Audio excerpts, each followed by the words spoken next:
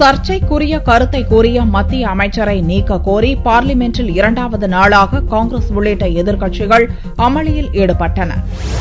டெல்லி தேர்தல் பிரச்சார கூட்டத்தில் மத்திய இணையமைச்சர் நிரஞ்சன் ஜோதி முறைகேடாய் பிறந்தவர்களையா ஆட்சியில் அமர்த்தப் போகிறீர்கள் என்று காங்கிரசாரை தரக்குறைவாக விமர்சித்தார். இப்பிரச்சினையை பார்லிமென்டில் எதிர்க்கட்சிகள் செவ்வாயன்று கிளப்பியதால் ராஜ்யசபா நாள் முழுக்க முடங்கியது. தான் பேசிய பேச்சுக்காக பார்லிமென்டின் இரு சபைகளிலும் அமைச்சர் நிரஞ்சன் ஜோதி மன்னிப்பு கோரிய போதும் காங்கிரஸ் உள்ளிட்ட எதிர்க்கட்சிகள் அவரை அமைச்சரவையிலிருந்து நீக்கியே தீர வேண்டும் என வலியுறுத்துகின்றனர். புதனன்று லோக்சபா கூடியதும் இப்பிரச்சினையை காங்கிரஸ் சபை தலைவர் மல்லிகார்ஜுன கார்கே கிளப்பினார். பிரதமர் சபைக்கு வந்திருப்பதை கிண்டலாக குறிப்பிட்ட கார்கே நிரஞ்சன் ஜோதி பேச்சுக்கு மோடி விளக்கம் அளிக்க வேண்டும் என வலியுறுத்தினார். பிறகு காங்கிரஸ், திரிணாமுல் காங்கிரஸ், சமாஜ்வாடி உள்ளிட்ட எதிர்க்கட்சியினர் சபையின் மையப்பகுதியை முற்றுகையிட்டு நிரஞ்சன் ஜோதி ராஜினாமா செய்ய வேண்டும் என கோஷமிட்டனர். எதிர்க்கட்சி உறுப்பினர்களை சமரசப்படுத்த முயன்று தோற்றுப்போன சபாநாயகர் சுமித்ரா மகாஜன் சபை ஆவணங்களை அலசினால் பெரும்பாலான உறுப்பினர்கள் தங்களது பொதுவாழ்வில் சர்ச்சைக்குரிய கருத்துக்களை கூறியிருப்பது தெரியவரும் என்று கூறிவிட்டு